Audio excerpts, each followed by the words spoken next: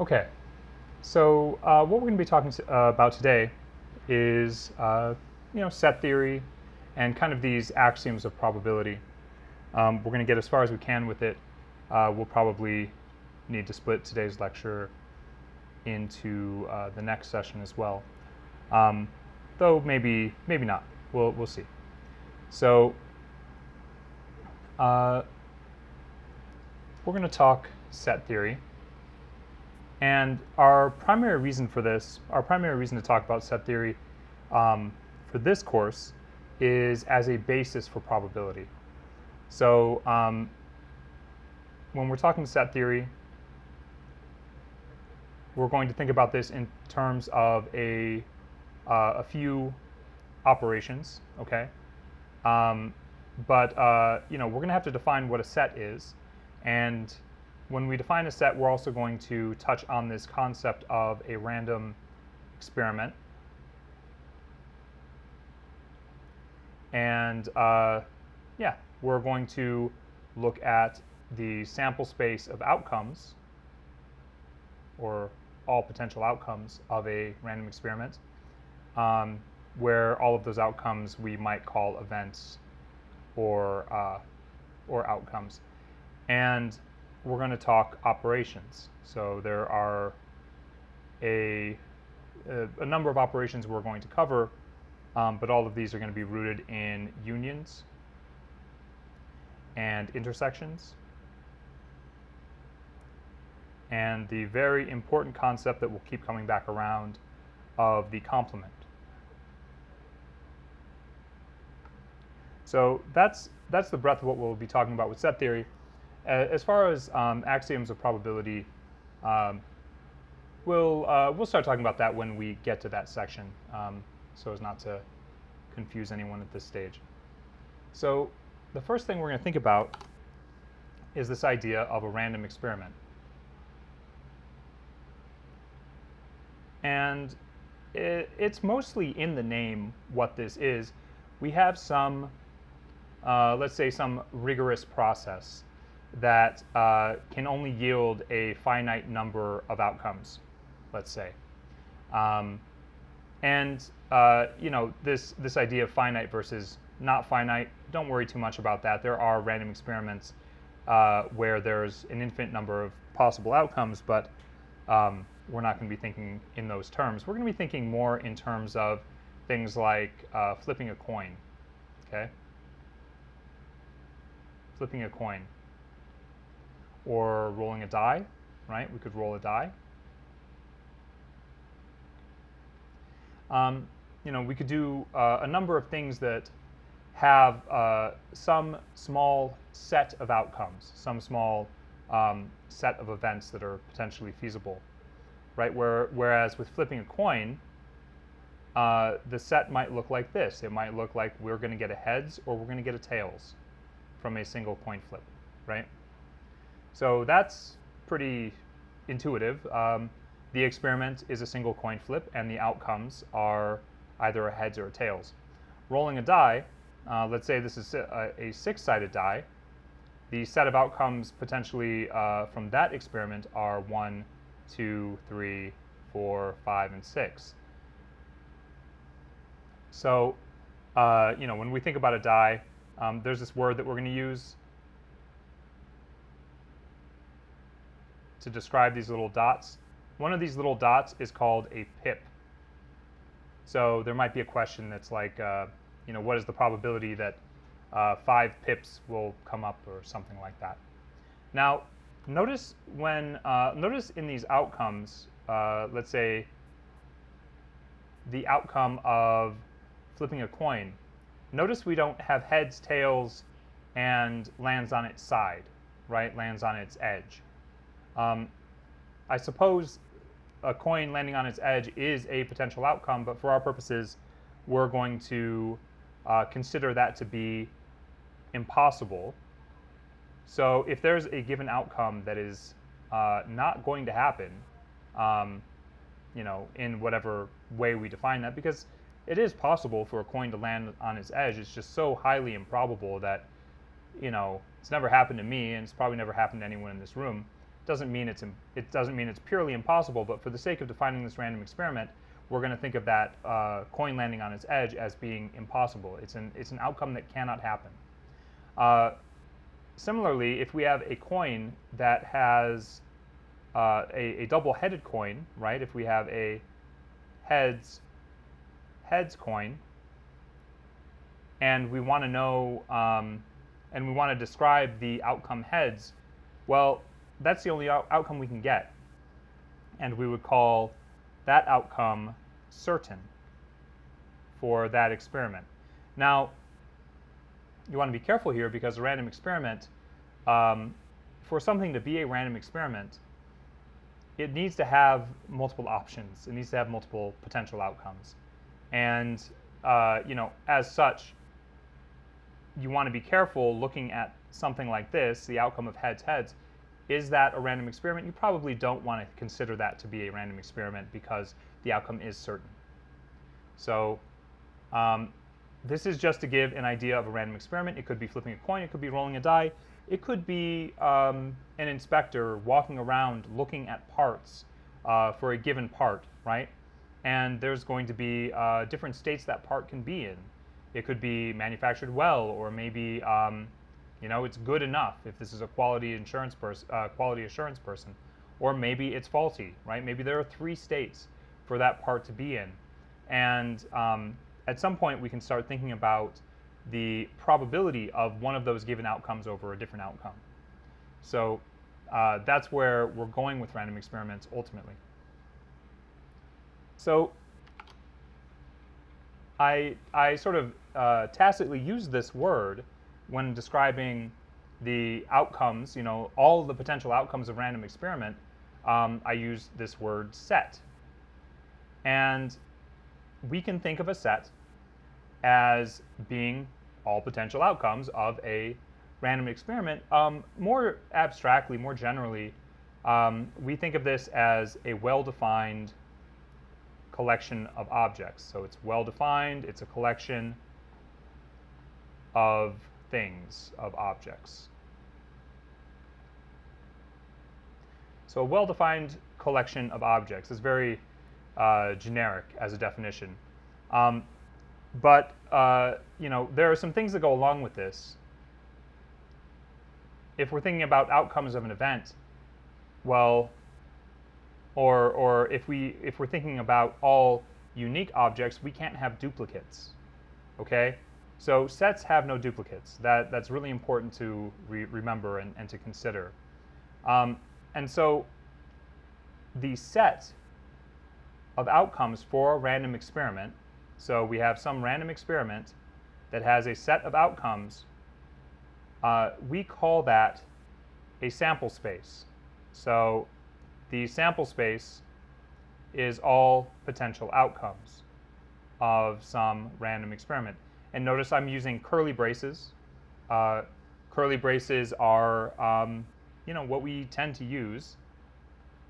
We put things within curly braces, like maybe we have A, B, C, and D. These are all different outcomes. These are all different events.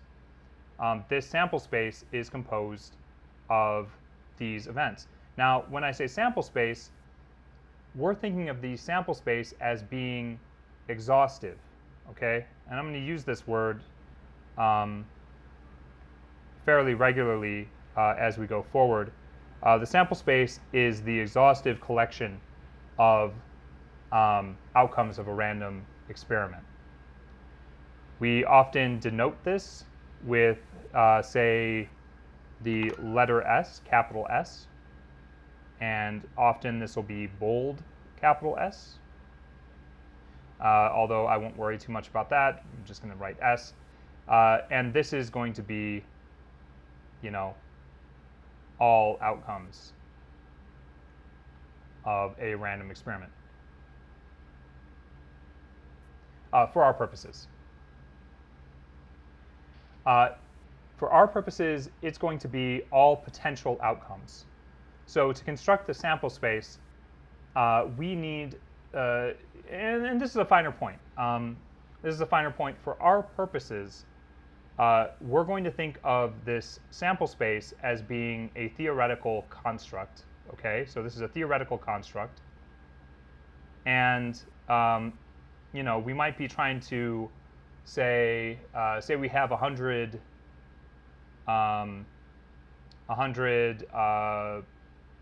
sports ball players. You know, to narrow it down to a specific sport called sports ball, we have 100 sports ball players, and you know, in sports ball there are teams of 7, and we want to know how many different teams of 7 can we make, right? How many 7 teams can we make?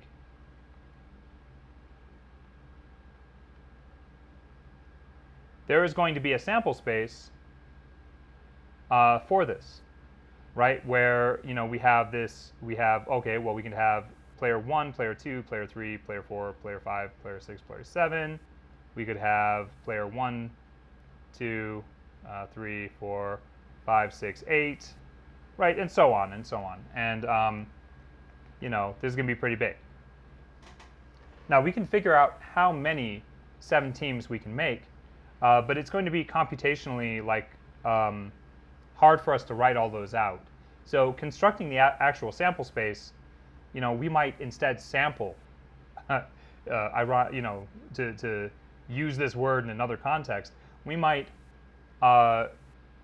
make a not exhaustive list of potential teams. And that not exhaustive list is not the sample space. It is a subset of the sample space, okay? But you know, there is a theoretical construct that contains all possible 7 teams that we can construct. So that is an important word, subset. Let's say we have a sample space S, and it contains just these numbers, 1, 2, 3, and 4.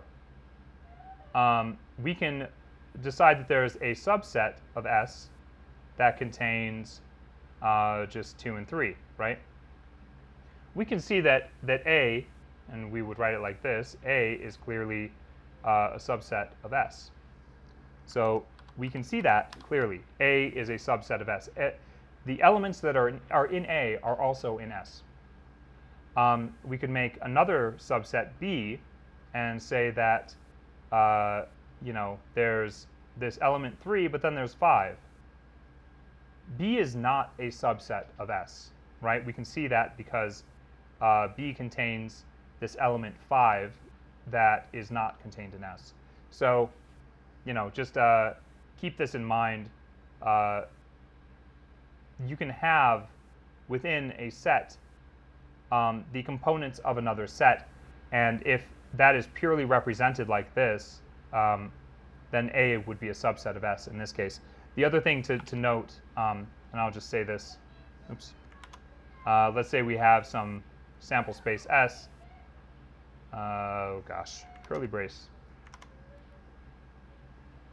If we have some sample space S, we can S can be composed of sets, right? So you can have a set that is an element of S, right? So that would be an empty set. We could say that's a null set. We could say that this other one has 1, 2, and 4 in it, right? And another one might have 3, 5, and 7, and so on. This idea of a set is also very flexible. A set can have pretty much anything in it, and those things can be sets, they can be functions, as it turns out. They can be pretty much anything. But we can't have duplicates. Okay, so you might feel a little confused that we're using this word set. So there's this idea of a mathematical set, right? And that's what I've been talking about. There's the set in math. And then we have these things called sets in Python, okay? So Python has sets. And it turns out that these two things work very similarly to each other, very similarly. So the set data type is going to have all the set operation, well, it's going to have set operations that are going to work equivalently to the mathematical set operations that you would see in a set theory book or that we'll talk about today. So there's this thing that everyone should know soon. I don't mean you need to know it, yesterday or something, but this is a thing across programming languages called the list set trick, or it's often called the list set trick. Depends on what language you're using, but if you say the list set trick, people will generally know what you're talking about. The set data type in Python doesn't allow duplicates, right? So it turns out that you can use the set data type to eliminate duplicates from a list, or from some other type of object that allows duplicates, right? So let's say we have a list, and that list is composed of I don't know, sports, skiing with 3 eyes, what, shuffleball. Is that a sport? Did I just make that up? I don't know, swimming. And there's another swimming in here, and there's, wow, I think I just, sports that people like to play in Florida. So, like, we can get rid of duplicates here. And the way that we might do that, I'm casting that to a list. I can cast that list to a set, and that will eliminate one of these swimming. I mean, they're the same thing, right? So it's going to eliminate one of them. And we're going to trim duplicates out of this. It's a very simple operation. And once we do that, we can cast it back to a list. So if I print the list of the sets of a list, we should see that we've removed duplicates. So what is this called? Sets.py. Swimming, skiing, shuffleball, golf. Notice, however, we have, when we've done this, we have not guaranteed order. So sets are unordered. In math, we can consider them to be unordered. In Python, we can consider them to be unordered. There is no explicit order to a set. So once we cast this list to a set, we have gotten rid of order, right? And when we look at this output, swimming, skiing, shuffleball, golf, this is just in some other arbitrary order, possibly by memory location or some other, I'm not actually sure how this orders it when it puts it out. But let's just think about it as being unordered. Although I think in some fundamental way, right, where if I run this again, it gives us the same order. Just remember that sets do not guarantee order in Python. But this operation, the list set trick, will remove duplicates. Now, what if you need to remove duplicates but maintain order? Well, that might be a little bit different. So I'm going to write a function that does that just to demonstrate this. And I'll call this dedupe. Deduping is what we is just a way that we might say remove duplicates. Dedupe in order. And we'll pass in a list. And this should be, this is a simple accumulator pattern. And we should be able to remove duplicates without losing the inherent order of the collection. So deduped gets, so I'll start this off with just an empty list. And I'll say for each element in the list that we passed in, if the element is not in deduped, then we can say deduped.append, and we can append that element. That's it. Really simple logic. And we should be able to run this.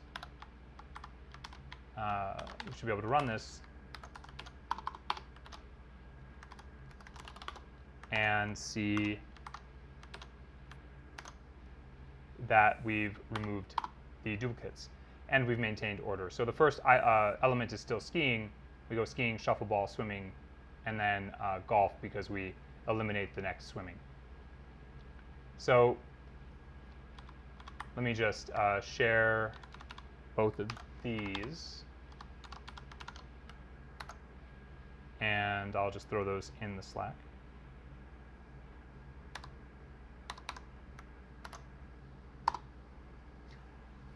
There's a question, how deep does a set's uniqueness go? Could you have a set with two sets in it and those subsets share elements? Right, I think it depends on how you define the bounds of a set. I would say, classically no.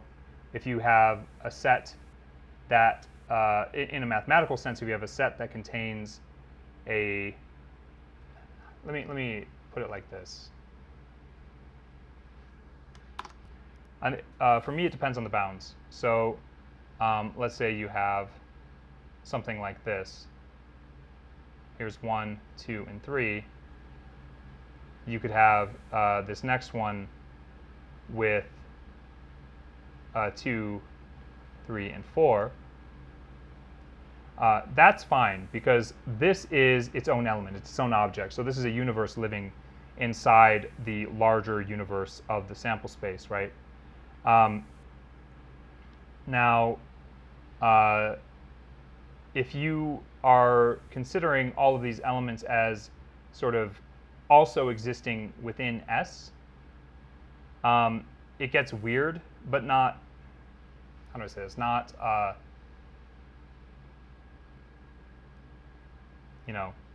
going to write this again. So you've got 1, 2, and 3, and then you've got another subset that is 1 and 2. This is fine because this is its own object. It's its own element. Okay? I hope that answers your question. I think that's what you're getting at, right?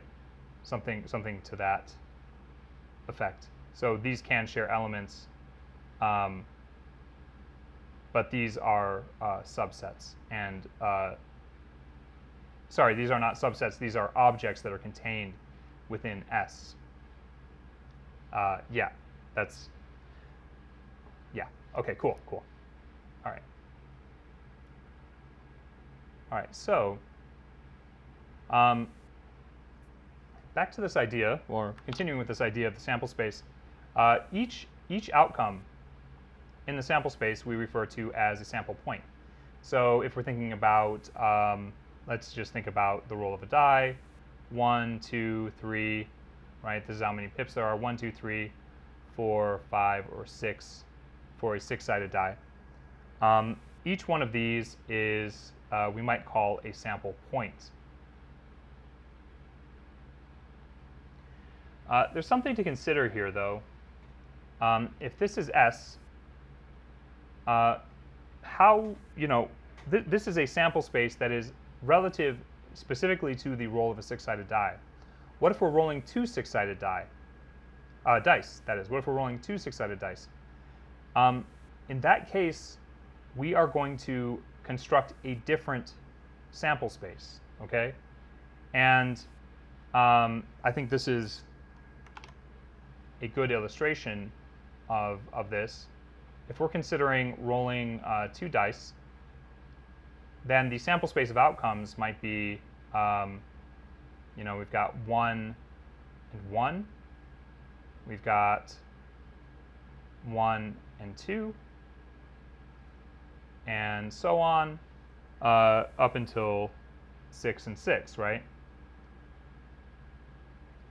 Something that you might consider here is that it is whether or not we have uniqueness of the dice, right? So are we going to think of 1 and 2 as well as 2 and 1?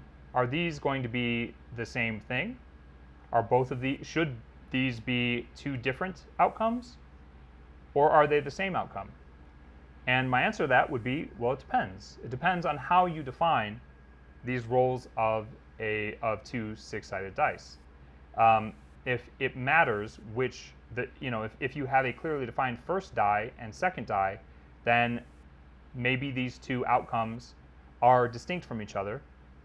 However, if you're, say, talking about the resulting sums of the dice rolls, right, where maybe we're not talking about these as individual things, but the sum would be 1 plus 1 is 2, 1 plus 2 is 3, 6 plus 6 is 12, right? Then these two outcomes, 1 plus 2 is 3 and 2 plus 1 is 3, maybe these would be actually just one outcome, right? So you want to be careful in how you want to be strict in how you define your sample space. And you want to make sure that the experiment is well delineated, well defined, in order to best construct a sample space, because there is a difference between the sample space that is the, say, the sum of two dice rolls versus the unique outcomes for the first and second die. So I just want to be very clear about that. And we'll kind of see that as we get further in. So, you know, just to deepen a couple of these terms that we've used, you know, we talked about subsets, right, where we had S, and maybe I'll just do this again, do 1, 2, 3, 4, 5, and 6. We have a subset A. A is going to contain elements of S. So let's just say 1, 2, and 5. So we can think of a subset as an event, okay? And maybe I'll make this a little bit easier thinking about it like this. So there's this event A. Event A is a subset of S, and it's composed of 1, 2, 3.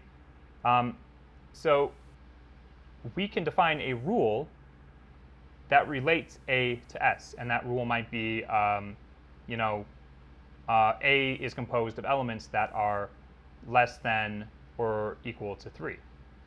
Okay, so here we've got a rule that we can use to compose A from S. We could compose another subset, another event, B, where B is all the even outcomes from S. So B would be composed of 2, 4, and 6. And similarly, we can have another event which is composed of the outcomes that are odd, which is 1, 3, and 5. So we have this sample space S. We could define, you know, let's call this S1. And each of these events is a subset of S1, right? A, B, and C. We can clearly see that these elements are also elements in S1. We could compose another set, another distinct set, which I'll call S2. And S2 is composed of A, B, and C. And just notice that S2 is distinct from S1, right? S2 is composed of these events, A, B, and C, as opposed to the elements that compose A, B, or C. So, you know, just be careful, be rigorous, and, you know, understand how you define a subset as an event of a containing set, of a sample space or a containing set. And that starts to allow us, right, if we do this, if we compose these events, we can start answering certain questions, like what is the probability of event A occurring? And it's going to turn out, here's a thing I'm going to say once, I'm going to say it later, and I'm going to say it again. This is going to keep coming back around. Turns out that the probability of event A is going to be what we call the cardinality, or the count of outcomes, in event A. And we show that with this kind of these two bars, which indicate magnitude or number of elements, over S, and that's easy enough. This is just 3 over 6, which is 0.5, right? So the probability of rolling a 1, 2, or 3 when you roll a die is, six-sided die is 0.5. But this is a convenient way to simply represent this, and it's going to keep coming back. We're going to see this when we get to counting as a basis for probability, and we're even going to see it when we look at sampling. So when we're representing sets, set operations, sets, and often probabilities in general, we use a very commonly known construct called a Venn diagram. So here's our sample space S, and let's say there are 2 events in S. We've got A and we've got B. Now, if we want to show, well, there are different operations that we can show when we look at this, okay? And so let me just annotate these. That's B and that's A. We can show the whole of outcomes, the whole of elements that are shared between the 2 sets, right? Everything that's in A as well as B, we can call the union, and we represent that with this sort of U-like shape, and we say A union B. When we look at that in a Venn diagram, it's going to be everything, right? It's going to be everything across all of this.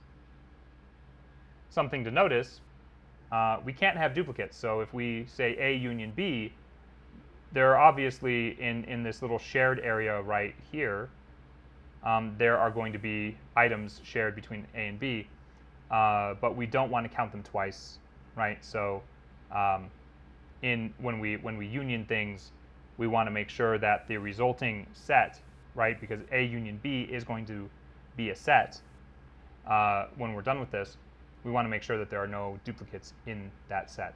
So this is the concept of union. And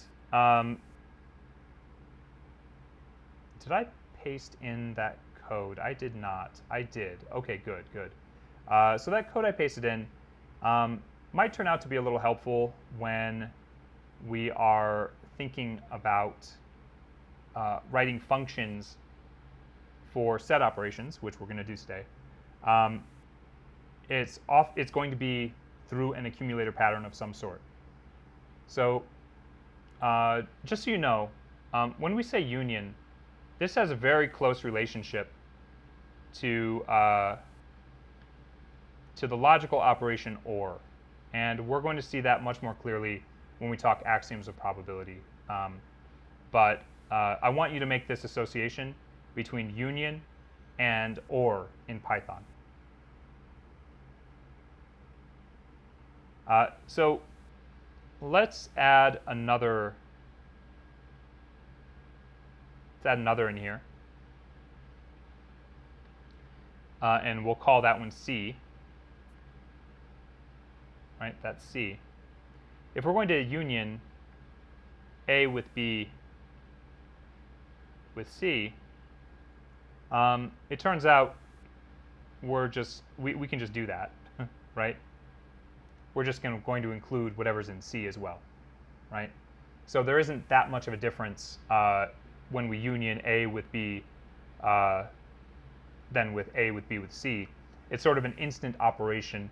And if we're thinking about this left to right, maybe we A union B first and then B union C second. It doesn't matter what order we do this in, and we can justify that. We can justify that pretty easily with code. But I just want to point out that A union B union C is the same as B union A union C or C union A union B. All of those are the same operation, and it's sort of instant. So I'm going to have you code a union function. And let's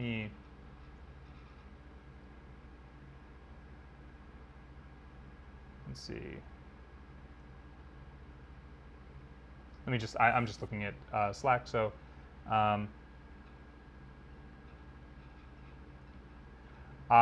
good question. Set sub 1, 2, 3. Let me just put this question up here, just to make sure that this is clarified.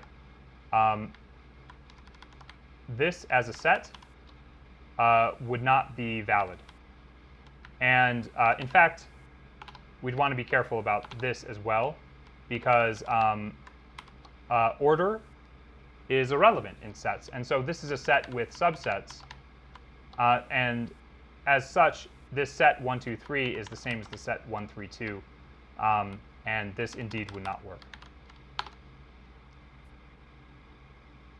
Order is irrelevant in sets, exactly. So what's a good resource for typing set theory characters in Slack? That's a good question. I think you should be able to paste in, say, a union operator. Let me verify that.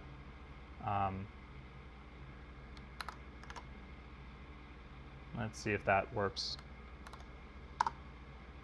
Seems to work. So if you can, I think it's never too early to learn LaTeX, which is a formatting markup language, a formatting language that we often use for mathematical notation. So whenever you are looking at a textbook and there are symbols in that book, like say a math textbook, there are symbols in that book. Those are probably written in LaTeX. There's a resource on the README page, on our landing page for Premium Prep, that is a link to a bunch of MathJax. It turns out that MathJax is a way that you can write LaTeX in Markdown. And well, yeah. So all the symbols that you might want to use, you can find in MathJax. We're going to talk about about intersection shortly, and also we'll talk about those symbols. Also, the subset symbol. The way that we usually think about subset is one set being an element of another set, and that can look like this. So we can explicitly say, you know, A is a subset of S. It's not uncommon to just see that written that way. Also, it can look like this. A is a subset of S. So we're not going to get too into those symbols. We're definitely going to look at these symbols. Just, you know, union and intersection. We'll focus in on those. So I'm going to have you code a union function. And I'm going to give you some material to work with here, because, well, coding union or any of these, you need something. You need some data to work with. So we're going to have I'll do little letters, B and C. And VS Code decided that I need lots of pop-ups again. At some point, I turned all those off, and they're all back, which is great. So here we've got a bat, we've got a cat, we've got a dog, we've got a porpoise, we have a whale, we have an ant, and a bear. And let's say in B, we've got a bat, a cat, and a dog. And we also have, well, what else do we have? We've got an eagle. We have a shark because those go together for some reason. We have an anteater, and we have a goal. And let's say we have a shark, an anteater, and a goal in C, and we also have platypus and a oh gosh, a crane. That's good. Go with a crane, and how about a hermit crab? Okay. So we can see which of these share elements, right? And we can see that that some of them do, and or they share some elements, and then they don't share other elements. There are elements that are unique to A, elements that are unique to B, elements that are unique to C, and let me just make sure that C also contains at least one element from A, just to be, yeah, there we go. All right, so if we code a union function, right, if I do print union of A with B, we are going to expect this to contain all elements, say all unique elements from A with B, or A and B. Okay, so I'm going to give you 4 minutes to code a union function. And if you think about it, this is a fairly straightforward, fairly straightforward accumulator problem. So let me share this starter snippet.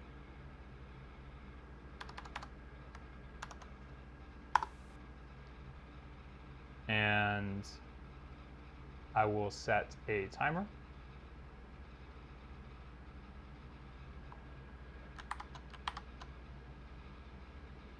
As soon as I can get to my terminal. And yeah, go for it. Try to code that up.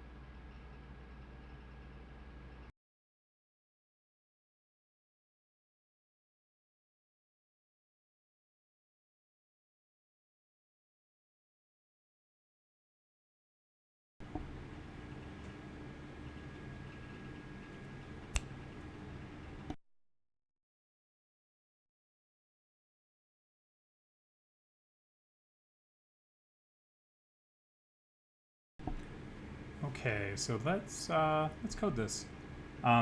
Again, this is a pretty straightforward accumulator pattern, and you should be able to see this pretty quickly. So I'm just gonna code union, and even though these are lists that we're passing in, I'm gonna call them sets, and I'm only going to use list operations here and not the built-in set data type to perform this. So the first thing I'm gonna do, I'm just gonna copy set1, okay? So set1.copy, and then I'm going to look at each item in set2. So for each item in set2, I can say I can ask if the item is not in the union already. If it didn't already exist in there, we can just go ahead and put it in there, right? And when that's all said and done, we can return the set union, like so. And I think that'll work. I think that'll work fine. And let's just verify that that's what we would expect. Bat, cat, dog, porpoise, whale, ant, bear. And then, well, bat, cat, and dog are already in there. So the next thing we see is eagle, right? And then shark, anteater, and gull. If we wanted, we could union all of this with C, right? Union all that with C. And that should be all of the animals we have spread across all of the sets. So that's something that we can do in a single function, which, well, let me go ahead and paste that in. We can write another function that will take in an arbitrary number of sets, and at this point, I'm just going to take a little bit of an aside and introduce a concept called the star arg. And this is something that we can use in Python to feed in an arbitrary number of arguments. It's a parameter, a sort of convenience parameter, and it looks like this. So I'll do this, star args, and this is just a generic function to display star args. And the reason we call it star args is it's the asterisk and then often just the word args, right? So I'm just going to print the type of each thing that we pass in. Notice I don't put the star when I access this. This is going to be a tuple containing a bunch of elements, and I'm going to say for each item in args, we can, I'll just print each item, and I'll just be explicit about this. I'm going to return nothing. I'm going to return none. That's our function's default behavior. Okay, so let's just pass in an arbitrary number of things. Let's call star args, and let's put we'll put a list in there first. We'll put a list, and it'll have numbers 1, 2, and 3. We'll put cat in there. We'll put negative 27, and we'll put 1.345. Now, notice we don't have these things explicitly defined. We have a container that can accept whatever we put in there.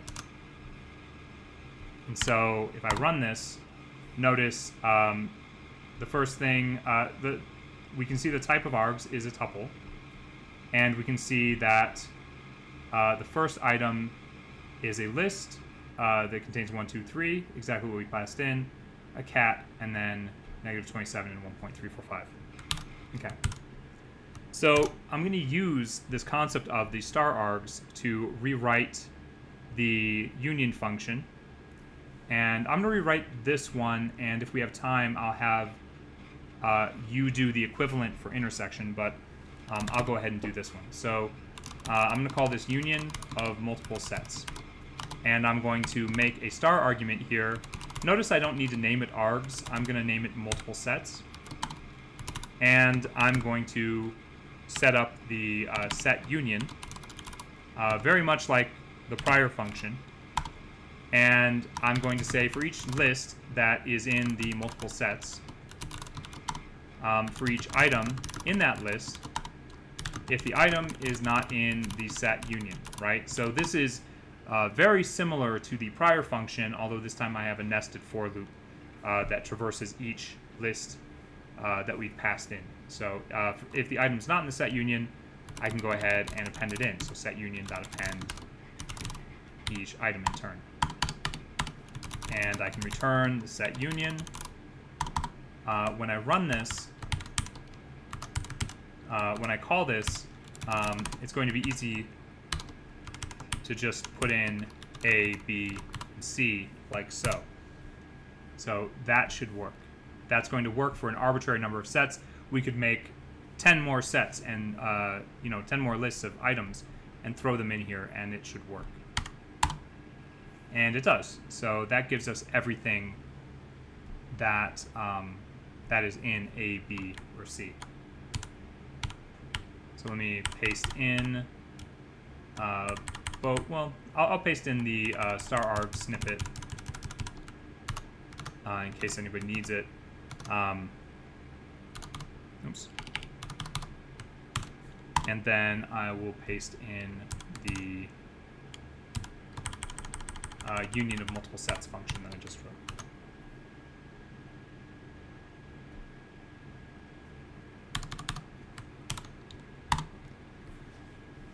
Okay, so let's take a break now.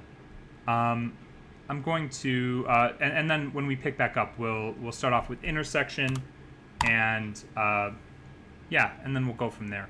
It makes sense for us to take a break now and then come back and do intersection in one go. I'll answer these questions first, though. So the star basically combines and passes multiple sets into the function. What the star does is it lets Python know that this name, multiple sets, is going to be a collection of things, right? So when we call this function union of multiple sets, we can pass in an arbitrary number of things. I could pass in another list, 1, 2, 3, 4, 5, and then, if I pass in something like 6, this is actually going to crash because this internal loop is expecting some kind of iterable, right? So 6 wouldn't work, but if we made it a tuple, right, 6, 7, and 8, that would work. But essentially what that star is doing is it's letting Python know that whatever the argument is that's passed in, it can take an arbitrary number of those and put them into a tuple that we can then utilize. So multiple sets is a tuple, has a bunch of, it's essentially like, list-like. We can iterate over it and access everything that's in it. Okay, so let's take 6 minutes, and when we get back, we'll start back up with intersection, and and we'll hopefully get to some of the axioms of probability about half an hour after we get back. Okay, sweet. So I will see you all very shortly.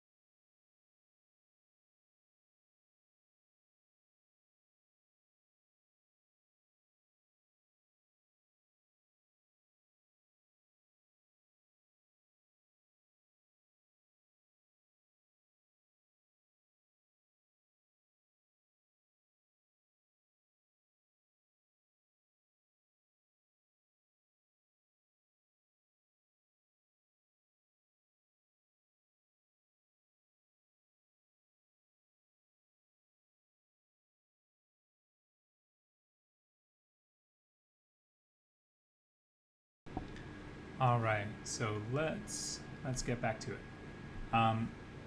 So let's okay, there we go. Let's again draw this the simple Venn diagram, right? We've got S, and we've got two events that we will describe as A and B. We've got A, and we've got B, and we could we're going to describe C in a second, but let's talk about the intersection of these and how we want to think about that. So the intersection we can describe like this. It'll be A intersect B. I want to point out that this is the equivalent to A B, okay? Just A, sort of like A times B or something like that, but A B. I'm going to generally use the intersect symbol, A intersect B, and that is going to be all the elements that are shared between them, but excluding elements that are only in one or the other of them, right? So it's just these items that are in this little area here. So anything that's shared between them will compose the intersection. I want you to sort of subconsciously associate this with the logical AND operation. Just as union we can associate with OR, intersection we associate with AND. And just to be, just to line this up with the prior one, let's say we have another set here that's C. This is actually going to reduce the area of the intersection to just those elements that are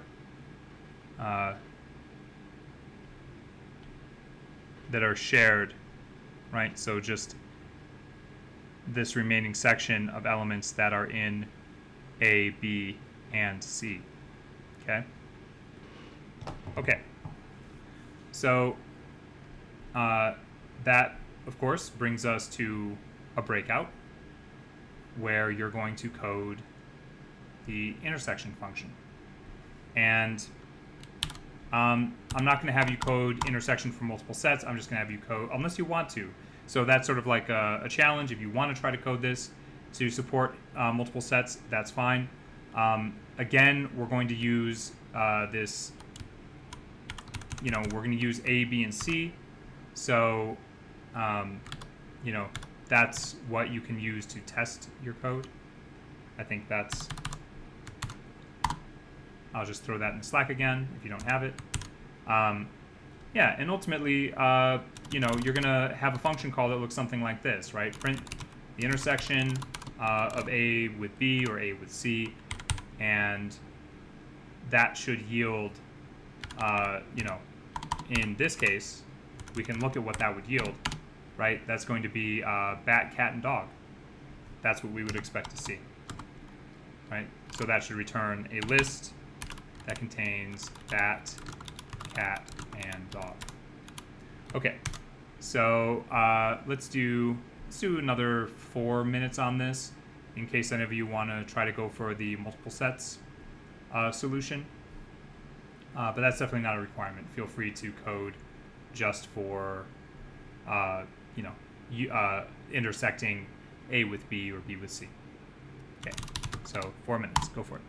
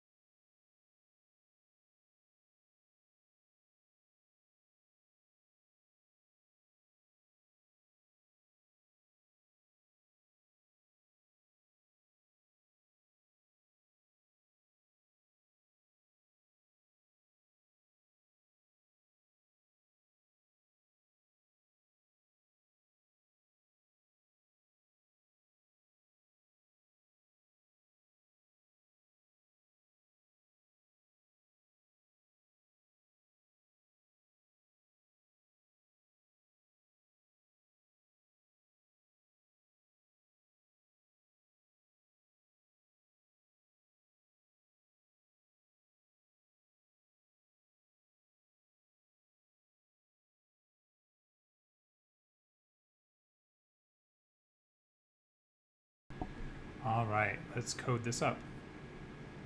So I'll code this both ways. I'll code this as just a straightforward intersection, and then I'll code it for multiple sets. So def intersection, and although these are lists that we're passing in, I'm just going to call them sets because that's what we're using them to represent. I'm going to call this the set intersect, and that'll be a collector, simple. And for each item in set 1, this is a very slight variation on the last one. If the item is also in set 2, then we can say set intersect dot append that item, like so. And then we just return the set intersect.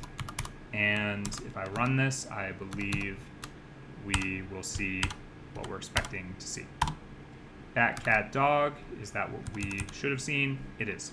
Okay, so that's one version of this. Here, I'll go ahead and keep that in there. The next version, which I'll just put in here really quick, is where we accommodate multiple sets. This one will be a little bit more complex than the multiple union, but that's really because I'm trying to safe, try to be build in some safety for this in terms of, what if one of our arguments doesn't have more than one item? If that's the case, that item would need to be also in, or what if there's only one argument passed in, for example? That's not really going to be helpful. What are we intersecting it with at that point, right? Unless we're intersecting it with itself. But I'll call this intersection mult, for multiple sets, and I'll call this multiple sets. So again, I just have a simple collector here that is a list, and I'm going to ask a couple questions. If the length of multiple sets, if that is less than 1, then we don't really have a reason to perform any logic here. If we only pass in one list, and what are we assuming we're intersecting it with? It's a little nonsensical unless we're intersecting it with nothing, which would lead to us having nothing, which we'll talk about pretty soon. And then we want to make sure that we're just going to build a little more safety in this. This isn't comprehensive, but let's make sure that the length of multiple sets, that first list, is greater than 0, right? We could pass in an empty list. If we do that, we don't want to traverse that. So this isn't accommodating, or isn't accounting for the possibility of any further multiple sets, containing nothing. If we wanted to do that, there's a way that we could do that logically. I won't worry about it here. We'll just assume that the first list we pass in there is the driver.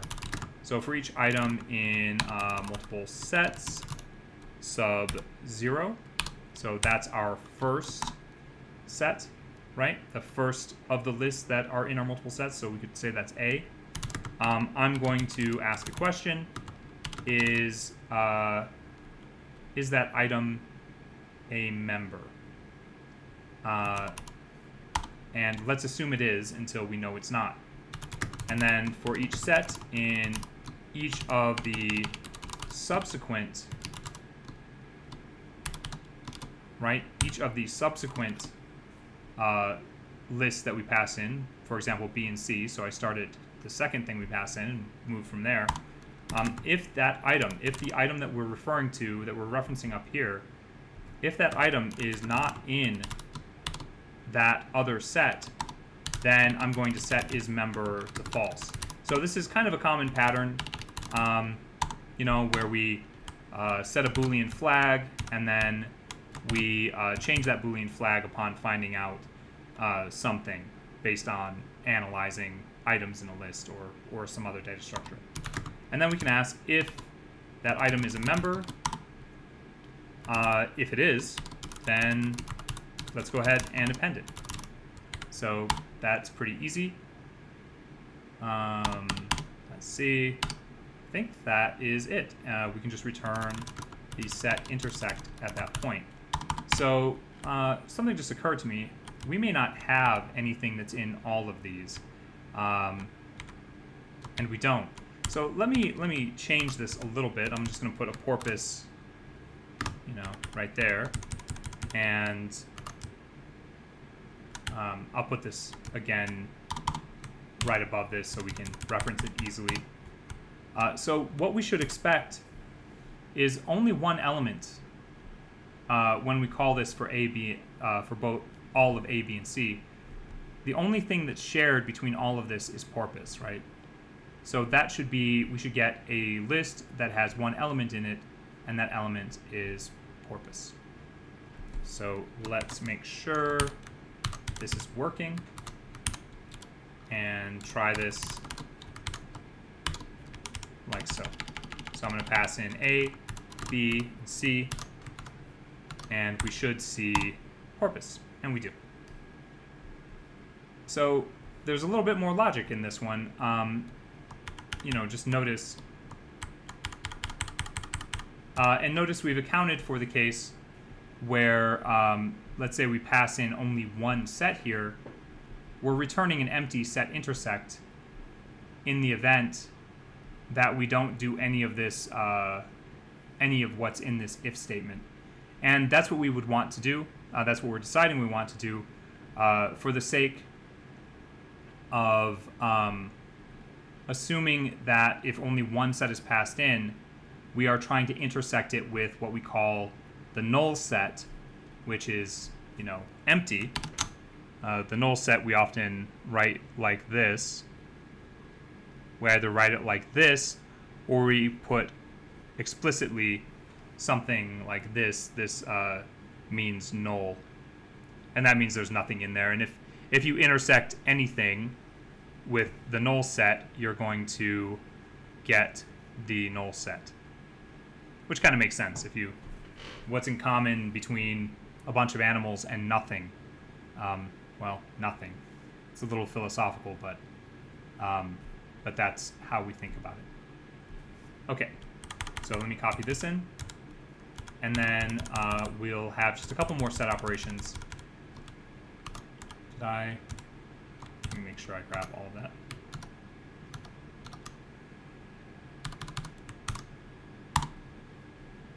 Okay.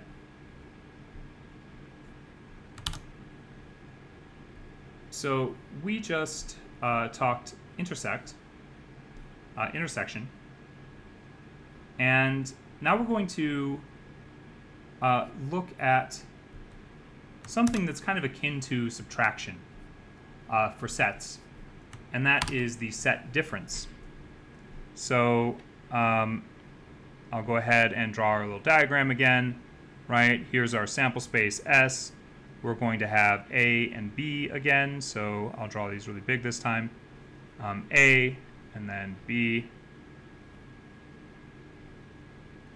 The difference is anything that's in one set that isn't another. That's in one set and isn't in another.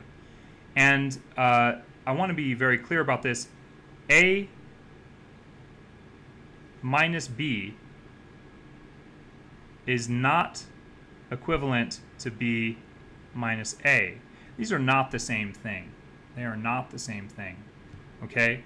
A minus B, the difference of A and B, or B from A, is going to be everything that's in A that is not in B. Right? So that's this first one right here, A minus B. If we're talking B minus A, that's going to be everything that's in B that is not in A, right? We exclude everything that's in A. So difference is pretty straightforward, I think. But notice it's not commutative, right? We can only do this in one direction. And let's, I think I'm just going to have you code this up. Yeah, I'll just have you code the difference between two lists.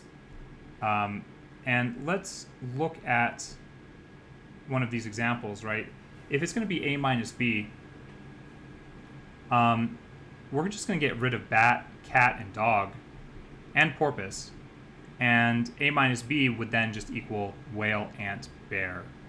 So I'll go ahead and set 4 minutes on a timer. And let me put the name of the function up here.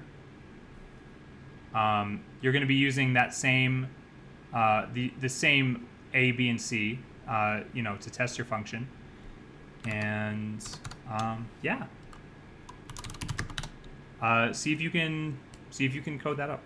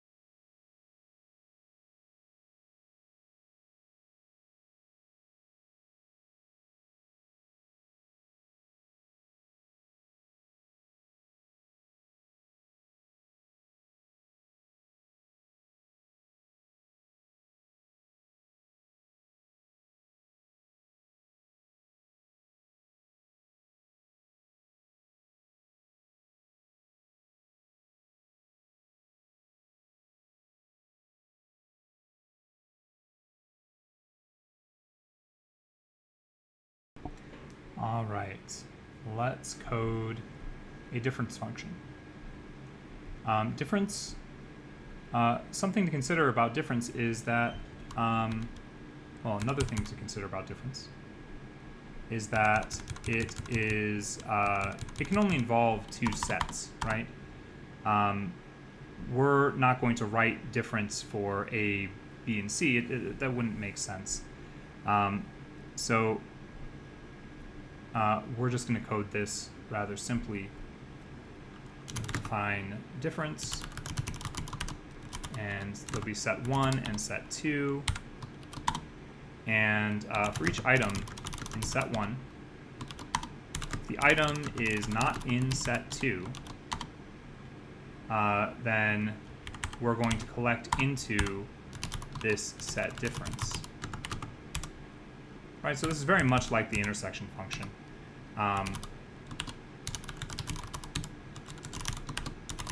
Set difference.append that item if it's not in set 2, and we can return the set difference. Okay, so if I print the difference between A and B, then we should see something not too surprising. Whale, ant, bear, and if we scroll up and look at what that looks like,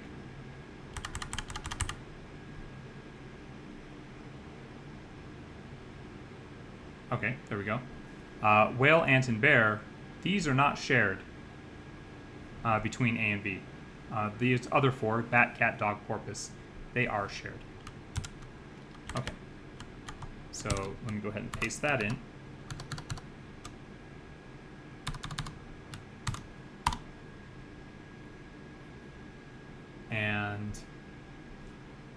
And there are multiple ways to solve these. You know, the ways that I'm solving these are meant to be syntactically simple, using a basic accumulator pattern as we've been covering. But that doesn't mean that this is the only way, or and it certainly doesn't mean it's the best way. Okay. All right. So difference kind of leads us into another concept that is going to come up quite a lot, and that is of the complement. So here we have a set S, and let's consider our set A. So if we want to consider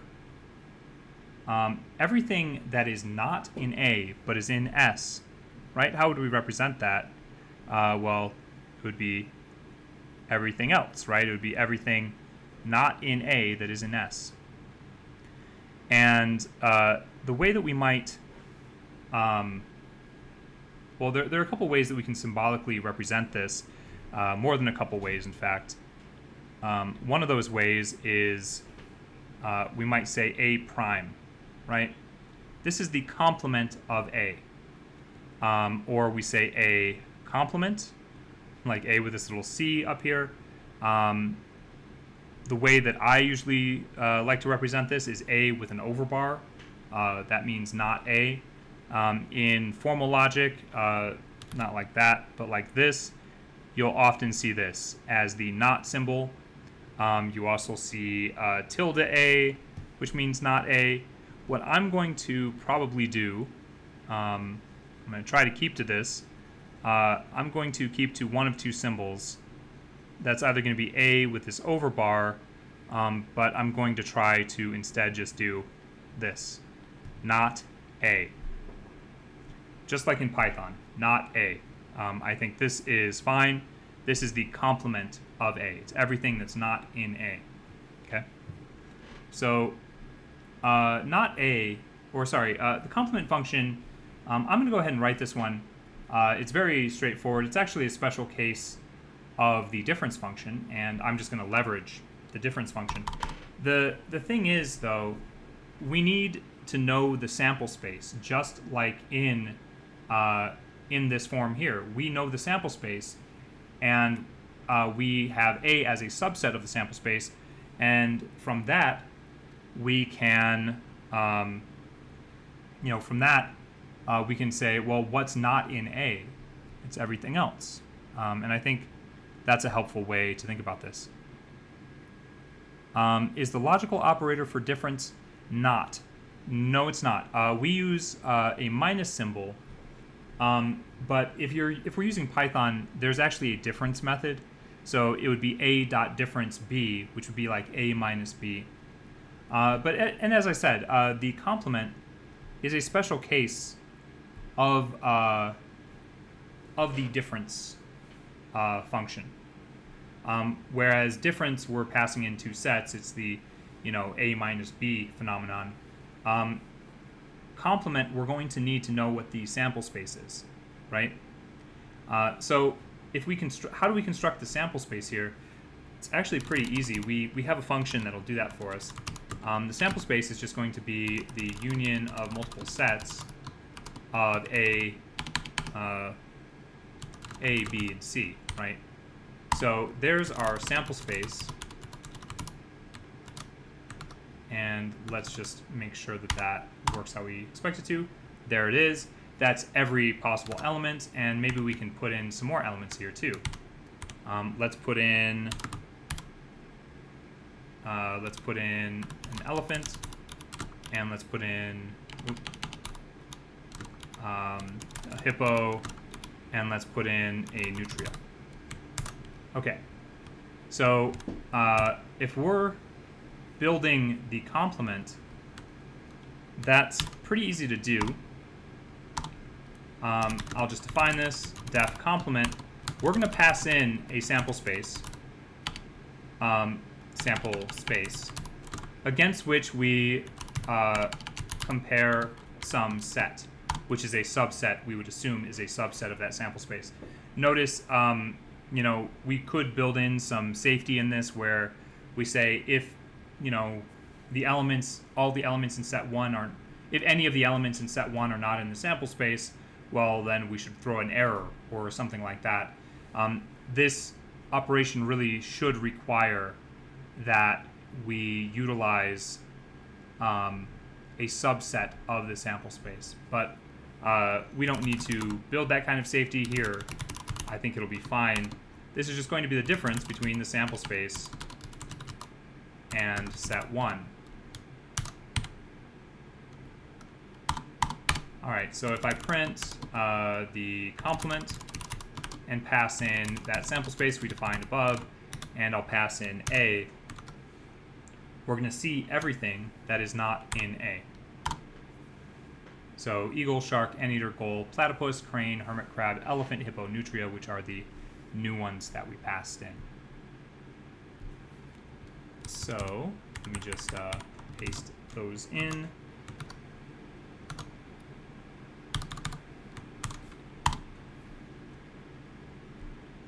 So those are all our core set operations, okay?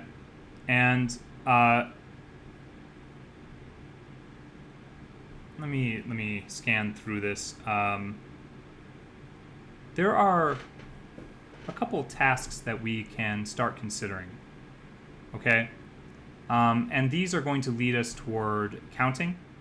And it might make sense to focus on this and not jump into axioms of probability, since we're going to spend quite a lot of time on counting. And although axioms of probability are interesting, they're not as vital for what we're trying to accomplish in this course. So we'll see if we can make up axioms of probability in the next class. But for now, let's look at a couple other kinds of problems. Okay, so write out a sample space for the random experiment, which is defined as sequentially completing the following steps. First, rolling a 4-sided die, then flipping a coin, and finally flipping the coin a second time. So this looks like the kind of thing we're going to be doing a lot of. It's a procedural approach that involves, we may not be explicit about this at this point, it involves counting of a sort, okay? But let's think about this, we can think about this in terms of sets, just generally. The sample space is going to be composed of these 3 operations. Now, what does that look like? Well, let's break these into into their own little events, right? So event 1 is a four-sided die, so four-sided. We're either going to have a 1, a 2, a 3, or a 4. Flipping a coin, this is either going to be heads or tails. Flipping a coin a second time, well, we've already got what those outcomes might be.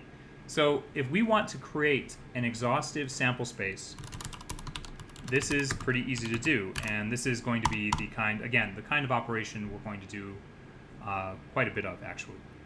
So I'm going to do this here with a nested loop. I'm going to roll a four-sided die for roll in for, did I call it side or sided? Let's see, sided.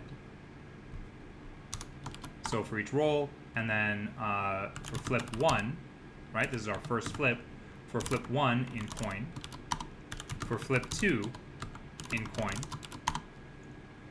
And so each of these we can package into its own little outcome. And notice we're going to be explicit about what is first, what is second, and what is last, okay? And for that reason, roll flip 1, flip 2,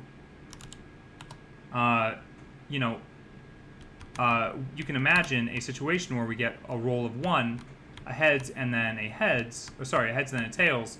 We're going to consider that to be the same as a roll, as different. We're going to consider that to be different from a roll and then a tails and then a heads.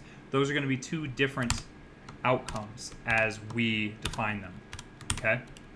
So I'm going to append each of these sublists. So this is our sample space, dot append, and we can look at the constructed sample space by just saying for outcome in sample space, let's just print each outcome.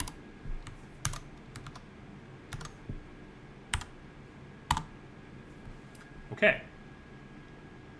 We can get one heads heads, one heads tails, one tails heads, one tails tails, right, and so on. These are all, this is the exhaustive list of outcomes, and that is the sample space that we've constructed for potential outcomes. So that's pretty straightforward. Now, let's build a subset. So we are going to define two subsets, A and B. A is an event where the die roll results in exactly one pip showing. Okay. So let me just I'll just make a copy of that. So for each outcome in the sample space, we're going to collect into some list A. We're going to set a rule that defines A, right? The event in which the die roll results in exactly one pip showing. If outcome sub 0, that's our first event, if that is equal to 1, then we collect into A, right? So we can traverse A now. We can say for, let me just print A, just save a little bit of code. And now we can construct B, and B is going to be another simple logical filter. Just going to go ahead and change, oops, oh, that's fine. I should just, okay, there we go. All right. Okay. So we need a different rule. The event in which at least one of the coin flips results in heads. So if outcome, let's say outcome.count, right? .count of heads, at least one of the coin flips results in 1. That's going to be greater than or equal to, right? Then we can append the outcome. I don't know why I put D. That should be B.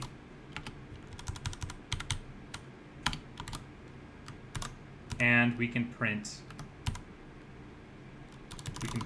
B. Okay. So let's see what that gets us. Maybe I should put a space in between these two just so that we can see it a little more easily.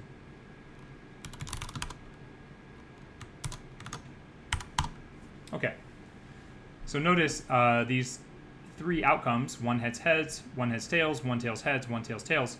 These all have one as one as the roll of the die, and then all of these other outcomes in B have well, we can just see that they have at least one heads in them. So now we can consider certain questions. We have these subsets.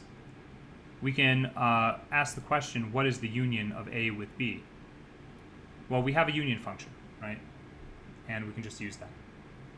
So I'll go ahead and run that union function, and let's see what we get. So I'm just going to print the union of A with B, and we'll do that, and then, so, what are we seeing here?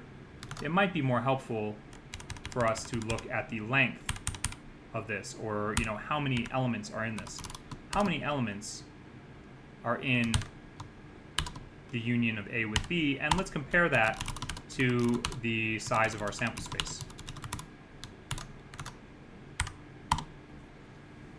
Okay, so our sample space S has 16 elements, and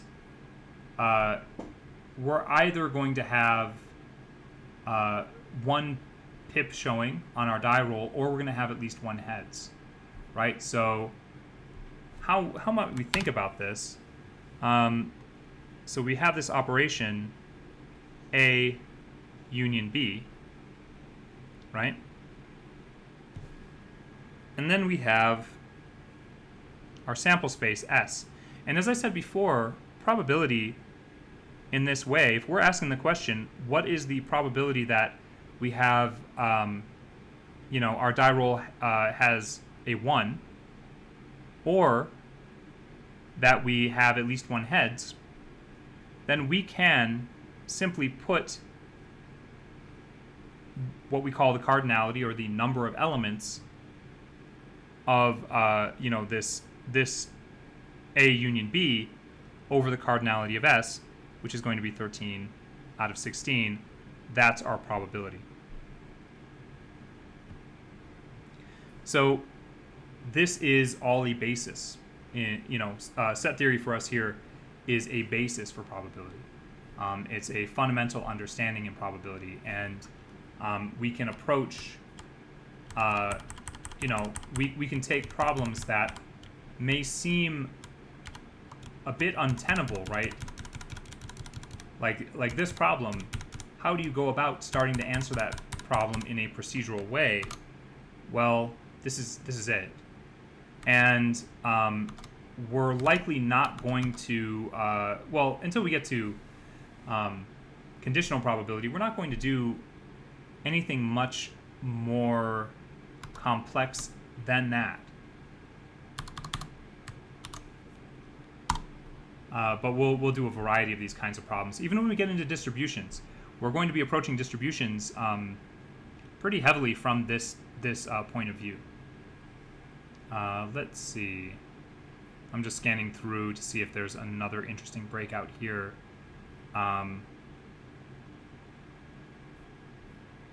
There are, but what I am going to do instead is let's consider a couple things in our axioms of probability. It sounds like somebody came off mute. Let me just double check that. Okay. All right, so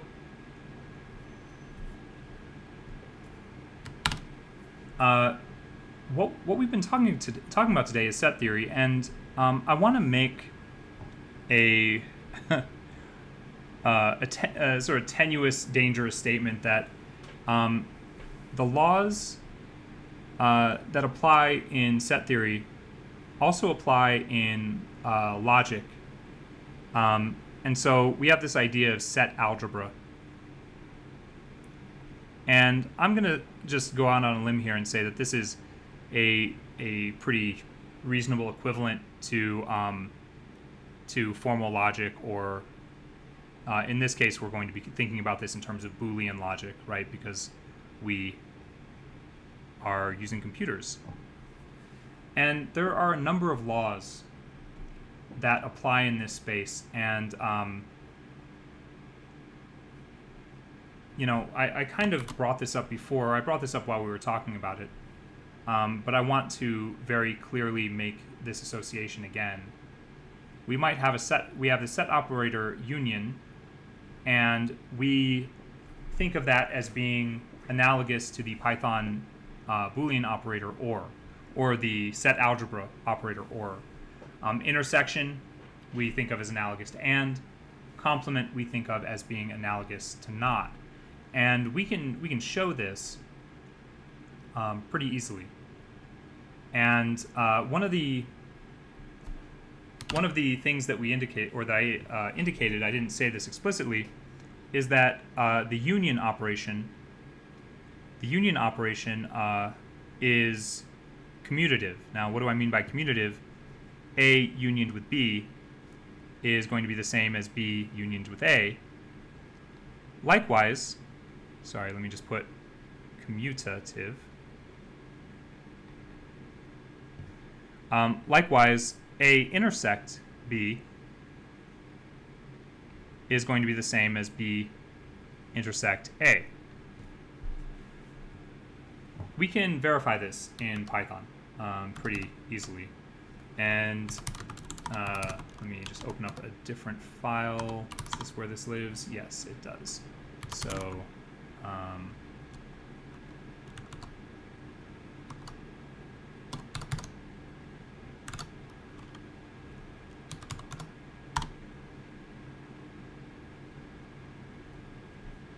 hopefully that opens where I want it to. And it did not. That's okay. Okay. VS Code has this really amazing way of not opening a file where you would think or expect it should if you have more than one instance of VS Code open. But that's okay. I'll just close this out really fast and open it up in a new instance. Okay.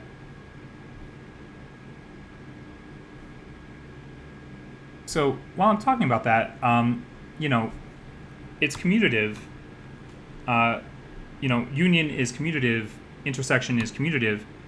Both of them are also associative, and I think that's you know, we can also show that pretty easily. So why don't I focus on that for just a second?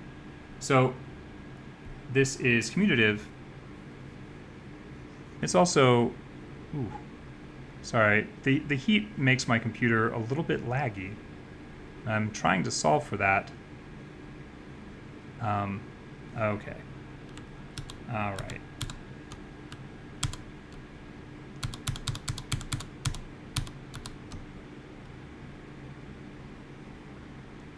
Okay, that's a little bit better. So these are also associative, and what we mean by that is that we can group operations arbitrarily, right? So we can say A union B and union that with C. That's going to be equivalent to unioning A with the result of the union between B and C. So easy, you know, that just sort of makes sense. The same is going to apply for the commutative operation. We could swap in that union symbol for the intersection. Oh, sorry, did I say commutative operation? I meant intersection operation. So we can just put the intersection symbol in here, and that would still work. So let's verify that with Python in the last couple minutes. I will tell VS Code not to update, as it so desperately wants to all the time. And I will do my best to open this file, in spite of my computer being so laggy due to the heat. Apologies for that.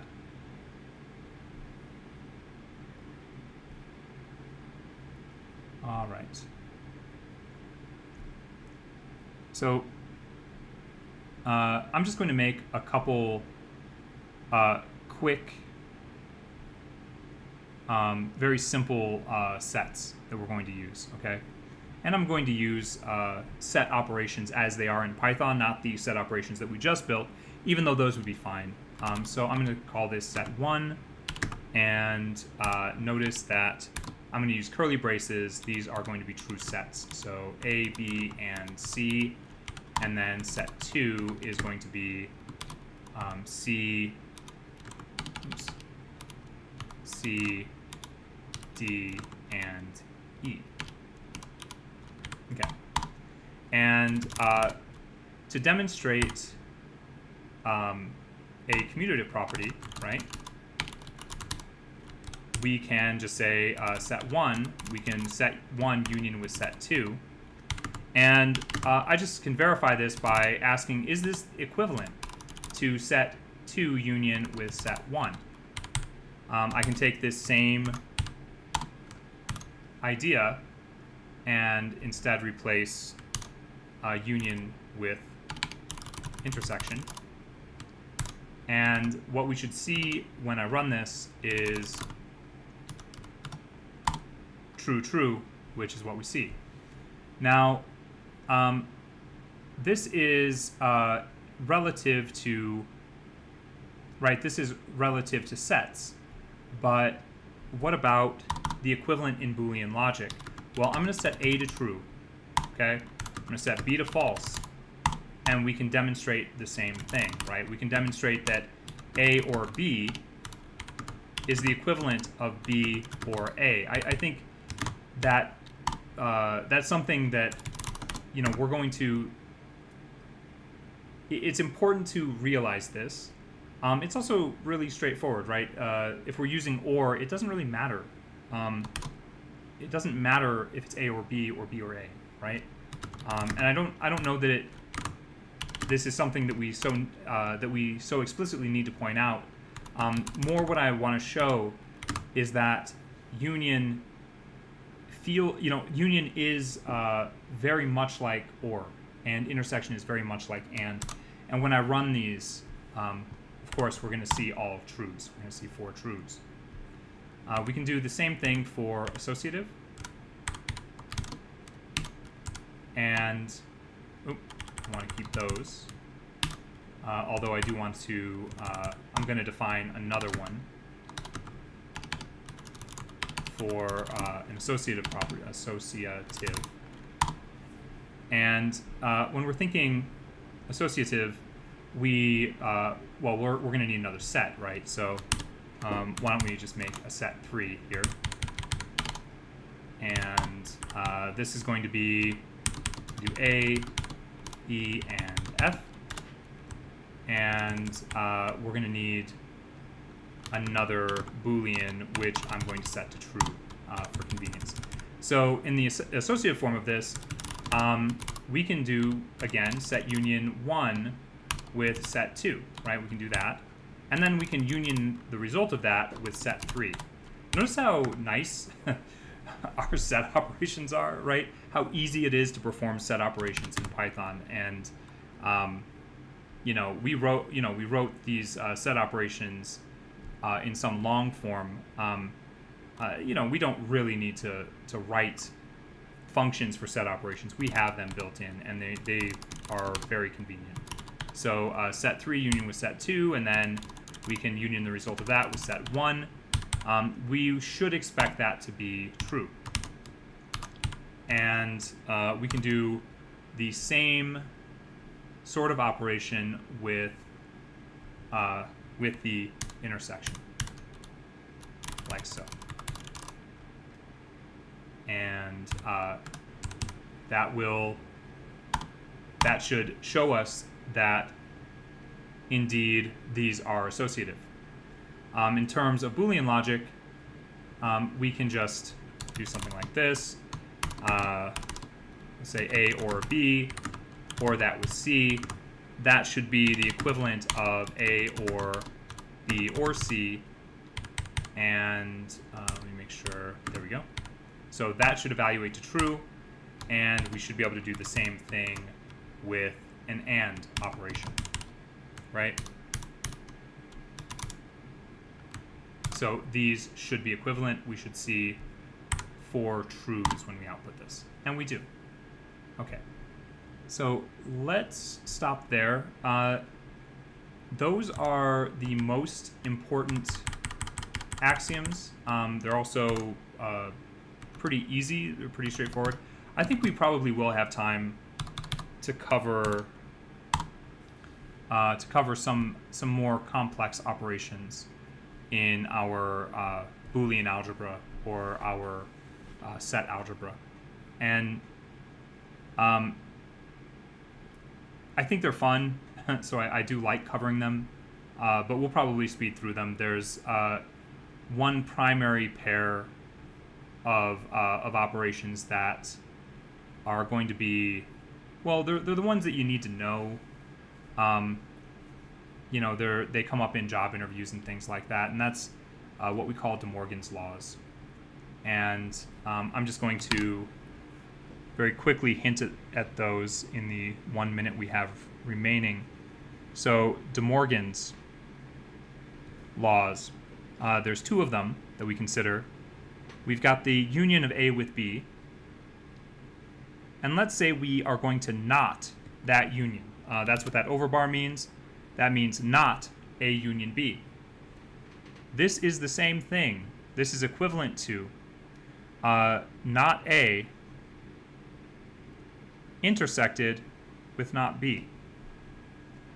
It may not be obvious how cool this is because you haven't done a lot of set algebra, but believe me, it is really cool. If you think things like this are cool, it is definitely cool. The second law is if we have not A intersect B, this is the same thing as not A unioned with not B. When we get to this in next class, I think it will cover axioms at the beginning of next class. When we get to this, I'll run through these all logically and show how that they are an interesting puzzle. And learning at least some rudimentary Boolean algebra, you know, sort of our fundamental logic, helps a lot later on. It helps with SQL queries. It helps with just building better conditions. And, you know, it's a nice mind game. Sometimes it feels like you're doing logic puzzles, and that can be enjoyable too. So let's stop there. And I'll go ahead and stop recording.